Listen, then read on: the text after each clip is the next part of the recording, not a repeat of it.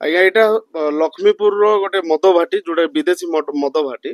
ଏଇଟା ଆମେ ସିଧାସଳଖ ଯଦି କହିବା ଲକ୍ଷ୍ମୀପୁର ରେଲୱେ ଷ୍ଟେସନରୁ ମାତ୍ର 50ରୁ 100 ମିଟର ଦୂରତାରେ ଅଛି।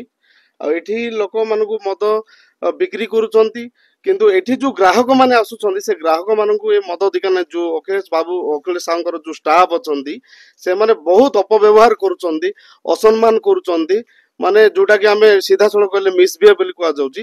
ଦ୍ୱିତୀୟ କଥା ହଉଛି ଏମାନଙ୍କର ଡୁପ୍ଲିକେଟ ମଦ ବୋଲି ଯୋଉଟା କୁହାଯାଉଛି, ଡୁପ୍ଲିକେଟ ମଦ ସେମାନେ ନିଜେ ତିଆରି କରିକି ବିକ୍ରି କରୁଛନ୍ତି ବୋଲି ଗ୍ରାହକ ମାନେ ସେଇଟା କହୁଛନ୍ତି। ଆଉ ସେଇ ମଦ ପିଇ କରି ସେମାନେ ମୁଣ୍ଡ ବଥା, ଇଏ ବଥା, ସେ ବଥା ଏମିତି ହେଇକରି ବହୁତ କିଛି ଅଲଗା ପ୍ରକାର ଆମକୁ ଜଣା ପଡୁଛି ବୋଲି କହୁଛନ୍ତି। ତା ସହିତ ଏଇ ଯୋଉ ମଦ ଦୋକାନରେ ମଦ ବିକୁଛନ୍ତି ପ୍ରିଣ୍ଟ ରେଟ୍ ଯାହା ରହୁଛି ପ୍ରିଣ୍ଟ ରେଟ୍ ରୁ ଅଧିକ ଦରରେ ସେଇଟା ଚଢାଉ କରି ବିକ୍ରି କରୁଛନ୍ତି। ଆଉ ଯଦି ତାକୁ କିଏ ବିରୋଧ କରିବେ এইটা আমি আমার ইচ্ছা আমার দোকান তুমি নেলে নিও নলে নাই এইভাবে ব্যবহার করছেন।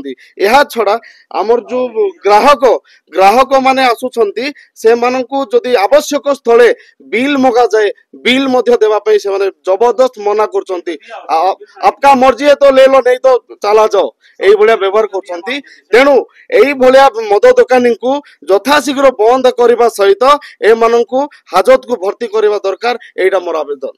ଆମର ଏଇ ହେଉଛି ଗୋଟେ ଆଦିବାସୀ ଅଧ୍ୟୁଷିତ ଅଞ୍ଚଳ। ଏ ଅଞ୍ଚଳରେ ସରକାର ମଦ ଦୋକାନ ଦେବା କଥା ନାହିଁ, କିନ୍ତୁ ଦୁର୍ଭାଗ୍ୟବଶତଃ ମଦ ଦୋକାନ ଯଦି ଦେଇଛନ୍ତି ବି ସେଠି ଯୋଉ ଗ୍ରାହକ ଅଛନ୍ତି ସେମାନଙ୍କୁ ଏଇ ମଦ ଦୋକାନୀ ମାନେ ଅପବ୍ୟବହାର କରୁଛନ୍ତି ଏବଂ ଅସମ୍ମାନ କରୁଛନ୍ତି ଏବଂ ଏ ମଦରେ ଅପମିଶ୍ରିତ ମଦ ବିକି କରି ଏଠି ଯୋଉ ଆଦିବାସୀ ମାନଙ୍କୁ ବିଷ ଦେଲା ଭଳିଆ ଦେଉଛନ୍ତି ସେମାନେ ଅକାଳୀନ ମୃତ୍ୟୁବରଣ କରୁଛନ୍ତି। ଏ ମଦରେ ଏମାନେ ସବୁବେଳେ ଡୁପ୍ଲିକେଟ କରିକିରି ଗାଁ ଗାଁରେ ସ୍କୁଲ କଲେଜ ଏବଂ ମନ୍ଦିର ମସଜିଦ ସବୁ ଅଞ୍ଚଳରେ ମାନେ ମଦ ସପ୍ଲାଏ କରୁଛନ୍ତି। ଏଠି ଯେତେବେଳେ ଏଠି ମଦ ଦୋକାନ ଏଠି ନେଇଥିଲେ ତତ୍କାଳୀନ ଆମର ଏଠି ମ୍ୟାନେଜର ଅଖିଳେଶ ବାବୁ ଅଛନ୍ତି, ଅଖିଳେଶ ସାହୁ, ସେ ଗତ ଦିନରେ ଏଇ ମଦ ଅପମିଶ୍ରିତ କରି ବିକୁଥିଲେ ବୋଲି ରାୟଗଡ଼ାରେ ତାଙ୍କୁ ପୋଲିସ ଧରିଥିଲା ଏବଂ ଜେଲ ମଧ୍ୟ ସେ ଯାଇଛନ୍ତି।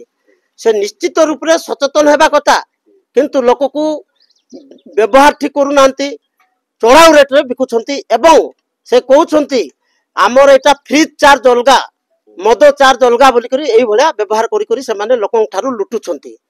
ସେଥିପାଇଁ ମୁଁ ଆପଣମାନଙ୍କ ମିଡିଆ ମାଧ୍ୟମରେ ନିବେଦନ କରୁଛି, ଅନୁରୋଧ କରୁଛି ଏ ଜାଗାରେ ତୁରନ୍ତ ମଦ ଦୋକାନ ବନ୍ଦ କରାଯାଉ ଏବଂ এইভଳିଆ ଲୋକମାନଙ୍କୁ ତୁରନ୍ତ ଗିରଫ କରି ଜେଲ ପଠାଯାଉ, ହାଜତକୁ ପଠାଯାଉ। এটা হচ্ছে ଆମ ମାନଙ୍କର ଆମ ସରକାରଙ୍କର ଆମ ମାନଙ୍କର ନିବେଦନ ଆପଣ ମାନଙ୍କ ମାଧ୍ୟମରେ।